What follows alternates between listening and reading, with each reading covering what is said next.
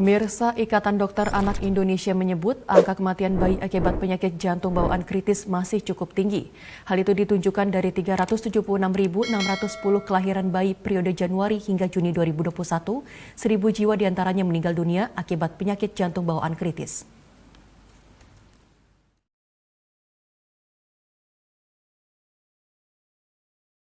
Ikatan Dokter Anak Indonesia menyebut hingga saat ini, angka kematian bayi akibat penyakit jantung bawaan kritis atau dikenal dengan PJB kritis masih cukup tinggi di tanah air. Ketua Unit Kerja Koordinasi Kardiologi Ikatan Dokter Anak Indonesia Rizky Adriansa mengatakan, data sejak Januari hingga Juni 2021 menunjukkan sebanyak 376.610 kelahiran bayi terjadi di Indonesia. Dari jumlah tersebut, 4.000 orang diantaranya terlahir dengan penyakit jantung bawaan kritis dan 1.000 bayi meninggal dunia karena tetralogi terlambat. Rizky menyebut tetralogi terlambat terjadi lantaran bayi terlahir sehat dan kondisi normal, sehingga tidak dilakukan deteksi maupun diagnosis dini.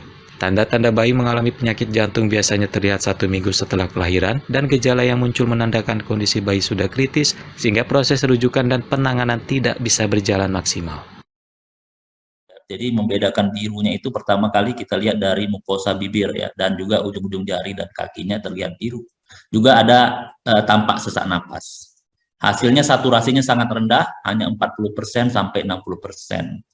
Dokter spesialis anak awalnya berencana merujuk ke dokter subspesialis jantung anak, namun kondisi bayi mengalami perburukan, bayi meninggal setelah dirawat selama 2 hari di rumah sakit.